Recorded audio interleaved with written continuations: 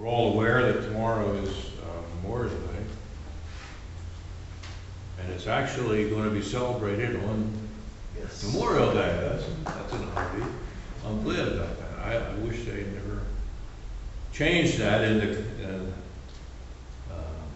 the desire to have one more 3-day weekend. At any rate, I wanted to give you a little history of Memorial Day, very brief. It started during the Civil War, and there's a lot of disputing among different communities. A number of communities in the north, one's in Boalsburg, Pennsylvania, and a few in the south that claim to be this is the place that started Memorial Day. And what I think happened was a number of people in different parts of the country got the same good idea at the same time, really. They wanted to do something for those who had died in the Civil War. And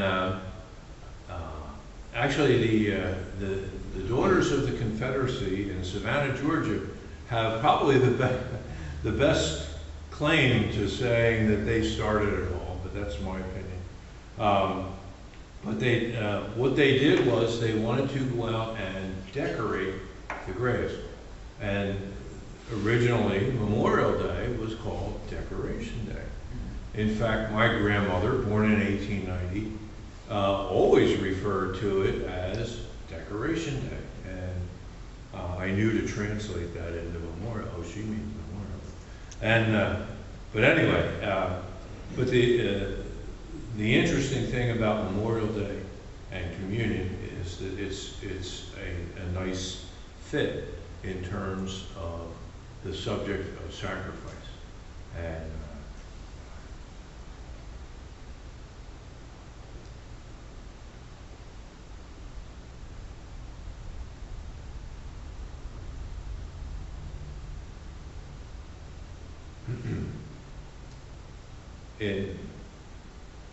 I don't know how many thousands of men and women died in wars for this country. I know how many died in Vietnam. But, you take the enormity of that, which is just blows your mind. And you consider what was done, that they didn't just die. They gave up the rest of their life, the life.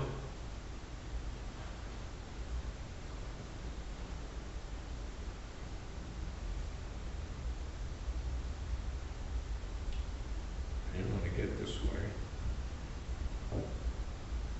But their life stopped at that point, and it's more than just dying. It's not having a life, not having not many of them, most men and women that die in wars are young single people.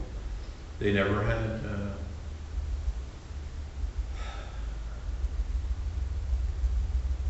wives.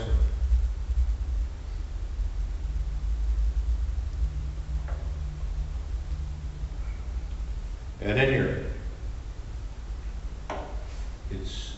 it's quite a sacrifice. But as I said, it's a very interesting fit with what Jesus did, and certainly that's the theme of communion, is Jesus laying down his life for his friends. There's one big difference between people dying for their country and Jesus in his death and resurrection. The act of dying for one's country helps to prolong the history of that country. Because people have laid down their life for this country, we're here. There's no guard at the door. We don't have a lookout by the street to see if the government's going to come and shut us down or anything. We have freedom of religion. The Word of God is freely talked about it in here. And freedom of speech. We don't have anything written on the walls that says, don't talk about this, don't talk about that. We have these great freedoms, and the reason we have them is because what people did to purchase it. Jesus in his death did something even greater than that. He purchased salvation. He purchased eternal life for us. And so as unselfish as someone losing their life for their country, even greater is what Jesus did for us with eternal ramifications. And so that's our theme for today. Just to read this quickly from John chapter 15. My command is this: love each other as I have loved you. Greater love has no one than this, that he lay down his life for his friends. You are my friends if you do what I command. Let's pray.